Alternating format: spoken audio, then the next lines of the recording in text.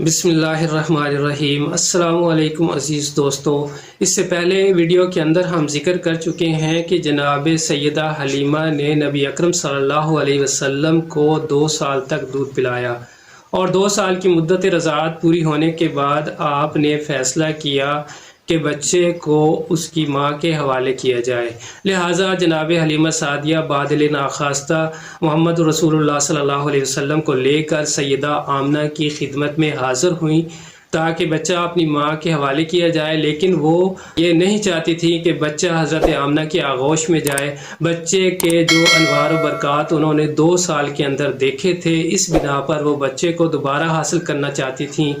اور ایک اور بڑی وجہ یہ تھی کہ مکہ کے اندر اس وقت وبائی امراض پھوٹے ہوئے تھے، اور ان وبائی امراض سے محمد صلی اللہ علیہ وسلم کو محفوظ رکھنے کے لیے بھی حضرت حلیمہ سعدیہ چاہتی تھی کہ بچہ انہیں دوبارہ مل جائے۔ یہ تھے وہ حالات جن کی وجہ سے نبی اکرم صلی اللہ علیہ وسلم دوبارہ حضرت حلیمہ سعدیہ کی آغوش میں آ گئے۔ حضرت حلیمہ سعدیہ بہت خوشی اور مسرت کے ساتھ بچے کو لے کر بنی سعد کے اندر پہنچیں اور وہاں ان کی پرورش دوبارہ سے شروع کر دی۔ اور یہاں بنی سعد کے اندر جب آپ کی پرورش حضرت حلیمہ سعدیہ کے ذمہ تھی تو آپ کی عمر جب 4 یا 5 سال کو پہنچی تو آپ کو نہایت ہی ایک اہم واقعہ پیش آیا جسے ہم تاریخ کے اندر شک صدر کے نام سے یاد کرتے ہیں۔ ایک دفعہ نبی اکرم صلی اللہ علیہ وسلم صحابہ کرام کی محفل میں بیٹھے ہوئے تھے اور گفتگو کا سلسلہ جاری تھا، تو ایک صحابی نے فرمائش کی کہ یا رسول اللہ صلی اللہ علیہ وسلم، آپ ہمیں اپنے بچپن کے کچھ واقعات سنائیں۔ تو نبی اکرم صلی اللہ علیہ وسلم نے اپنے بچپن کے واقعات سنانا شروع کر دیے، اور ایک واقعہ آپ نے سنایا کہ جب کہ میں بنی سعد کے اندر پرورش پا رہا تھا تو ایک دفعہ میں اور میرا رضائی بھائی ایک وادی کے اندر بکریاں چرانے کے لیے لے جا رہے تھے کہ میرے ساتھ ایک عجیب واقعہ پیش آیا۔ میں نے دیکھا کہ 3 فرشتے جو انسانی شکل میں تھے میرے سامنے نمودار ہوئے، اور انہوں نے مجھے پکڑ لیا اور زمین پر لٹا دیا اور میرا سینہ چاک کر دیا اور میرا دل باہر نکالا۔ جب میرے بھائی نے یہ منظر دیکھا تو وہ نہایت پریشانی کے عالم میں دوڑتا ہوا اپنے گھر گیا اور جناب حلیمہ سعدیہ کو اس کی اطلاع دی۔ حضرت حلیمہ سعدیہ چیختی چلاتی ہوئی اور پریشانی کے عالم میں وہاں پہنچیں تو انہوں نے دیکھا کہ میں وہاں سہما ہوا کھڑا تھا۔ انہوں نے مجھ سے واقعہ کی تفصیل پوچھی تو میں نے سب کچھ انہیں بتلا دیا کہ اس طرح سے 3 فرشتے انسانی شکل میں میرے سامنے حاضر ہوئے اور انہوں نے مجھے زمین پر لٹایا، میرے سینے کو چاک کیا، میرے دل کو باہر نکالا، اور میرے دل کے اندر سے ایک سیاہ نقطہ موجود تھا، وہ سیاہ نقطہ نکالا اور اسے نکال کر باہر پھینک دیا، اور پھر ان کے ہاتھ میں ایک سونے کا تشت تھا اور اس کے اندر برف رکھی ہوئی تھی۔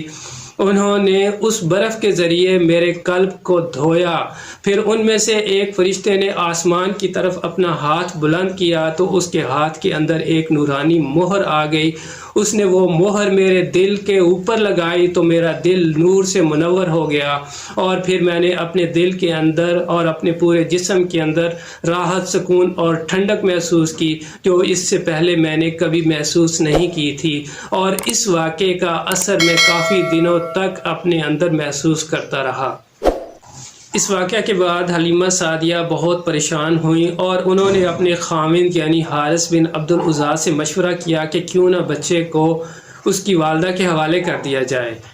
تو علماء کرام لکھتے ہیں کہ نبی اکرم صلی اللہ علیہ وسلم کو ان کی والدہ کے حوالے کرنے کے پیچھے جہاں شک صدر کا واقعہ ہے، اس کے علاوہ اور بھی چند واقعات ہیں جن کی بنا پر حلیمہ سعدیہ نے یہ فیصلہ کیا کہ بچے کو جناب سیدہ آمنہ کے حوالے کر دیا جائے۔ جو بھی یہودی فخر دو عالم صلی اللہ علیہ وسلم کو دیکھا کرتے تھے تو وہ تعجب اور حیرت کے ساتھ دیکھا کرتے تھے، اور جناب حلیمہ سعدیہ بیان کرتی ہیں کہ ایک دفعہ یہودیوں کا ایک گروہ بنی سعد کی بستی میں وارد ہوا اور انہوں نے وہاں چند دن قیام کیا، اور جناب حلیمہ سعدیہ نے جب اس بچے کی خصوصیات اور خوبیاں اور انوار و برکات ان کے سامنے بیان کرنا شروع کیے تو ان میں سے ایک یہودی نے کہا کہ اس بچے کو قتل کر دو، یہ تو وہی بچہ ہے جو خاتم النبیین کے منصب پر فائز ہوگا۔ اور جب یہ نبوت کا اعلان کرے گا تو پھر بنی اسرائیل کے اندر سے کتاب بھی جائے گی اور نبوت بھی چلی جائے گی، لہٰذا اس بچے کو ابھی قتل کر دو۔ حضرت حلیمہ سعدیہ نے اس خطرے کو بھانپ لیا اور بہت پریشان ہوئیں۔ ان یہودیوں نے تصدیقی طور پر کچھ سوالات حضرت حلیمہ سعدیہ سے کرنے شروع کر دیے، جن میں سے ایک سوال یہ بھی تھا کہ کیا اس بچے کا والد زندہ ہے، کیونکہ ان کے علم کے مطابق جو شخص خاتم النبیین کے منصب پر فائز ہوگا وہ یتیم ہوگا۔ تو حضرت حلیمہ سعدیہ نے اس خطرے کو بھانپتے ہوئے کہا کہ جی ہاں، ان کے والد زندہ ہیں، اور وہاں حارث بن عبد العزیٰ یعنی کہ حضرت حلیمہ سعدیہ کے خاوند موجود تھے، اور انہوں نے ان کی طرف اشارہ کیا کہ یہ اس بچے کے والد ہیں۔ تو اس طرح نبی اکرم صلی اللہ علیہ وسلم کی جان بچ گئی۔ اور ایک دفعہ اس طرح ہوا کہ حضرت حلیمہ سعدیہ اور ان کا پورا خاندان عکاظ کے میلے کے اندر گئے ہوئے تھے تاکہ میلہ دیکھیں۔ تو وہاں ایک راہب نے زور سے آواز لگائی کہ اے عکاظ والو، اس بچے کو قتل کر دو، کیونکہ اس نے آپ کے ماتھے کے اوپر نور نبوت کو پڑھ لیا تھا۔ اس نے آواز لگائی کہ اس بچے کو قتل کر دو، تو حضرت حلیمہ سعدیہ بہت پریشان ہوئیں اور فوری طور پر بچے کو لے کر واپس بنی سعد میں آ گئیں۔ تو یہ تھے جناب محترم حالات و واقعات جن کی روشنی کے اندر حضرت حلیمہ سعدیہ اور حارث بن عبد العزیٰ نے یہ فیصلہ کیا کہ بچے کو جناب سیدہ آمنہ کے حوالے کر دیا جائے۔ اب جناب حلیمہ سعدیہ بچے کو لے کر مکہ کی طرف روانہ ہوتی ہیں، اور جب مکہ کے بالکل قریب پہنچتی ہیں تو ایک بلند ٹیلے پر تھوڑی دیر قیام کرتی ہیں اور بچے کو اسی اونچی جگہ بٹھا کر رفع حاجت کے لیے ذرا دور چلی جاتی ہیں۔ تو تھوڑی دیر بعد جب واپس آتی ہیں تو بچہ وہاں سے غائب ہوتا ہے۔ حضرت حلیمہ سعدیہ بہت پریشان ہوتی ہیں اور ادھر ادھر تلاش کرتی ہیں، لیکن جناب محمد رسول اللہ صلی اللہ علیہ وسلم کا کوئی نام و نشان کہیں بھی نہیں ملتا۔ وہ آہ بکا کرتی ہیں، گریہ و زاری کرتی ہیں، لیکن بچے کا کہیں نام و نشان نہیں ملتا۔ تلاش جاری رکھتی ہیں، یہاں تک کہ آپ قسم اٹھا لیتی ہیں کہ اگر بچہ مجھے نہ ملا تو میں پہاڑ سے کود کر مر جاؤں گی۔ اہل مکہ اس قدر متاثر ہوتے ہیں کہ وہ بھی بچے کی تلاش میں ادھر ادھر نکل پڑتے ہیں، لیکن بچے کا کہیں کوئی نام و نشان نہیں ملتا۔ اس واقعے کی اطلاع جناب عبد المطلب کو بھی ملتی ہے، اور حضرت حلیمہ سعدیہ جناب عبد المطلب جو کہ رئیس مکہ تھے اور نبی اکرم صلی اللہ علیہ وسلم کے دادا تھے، ان کے پاس حضرت حلیمہ سعدیہ حاضر ہوتی ہیں اور سارا واقعہ سناتی ہیں۔ تو جناب عبد المطلب اور ان کے ساتھی بچے کی تلاش میں لگ جاتے ہیں، لیکن بچے کا کہیں کوئی نام و نشان نہیں ملتا۔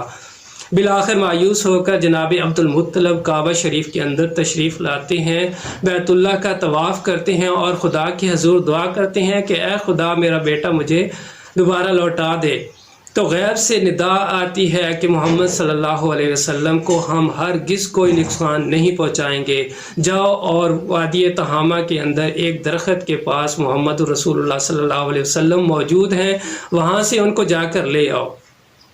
تو جناب عبد المطلب وہاں جاتے ہیں اور وہاں سے بچے کو لے آتے ہیں۔ اور ایک اور روایت یہ بھی ہے کہ ورقہ بن نوفل جو کہ ایک مشہور عیسائی عالم تھا، وہ اور اس کا ایک ساتھی بچے کو وادی تہامہ سے لے آتے ہیں اور جناب عبد المطلب کی خدمت میں پیش کرتے ہیں، اور اس طرح جناب عبد المطلب جناب محمد رسول اللہ صلی اللہ علیہ وسلم کو سیدہ آمنہ کے حوالے کرتے ہیں۔ تو عزیزان من، یہ تھی آج کی ویڈیو، اور آئندہ آنے والی ویڈیو کے اندر ہم نبی اکرم صلی اللہ علیہ وسلم کے بچپن کے کچھ مزید حالات اور واقعات بیان کریں گے۔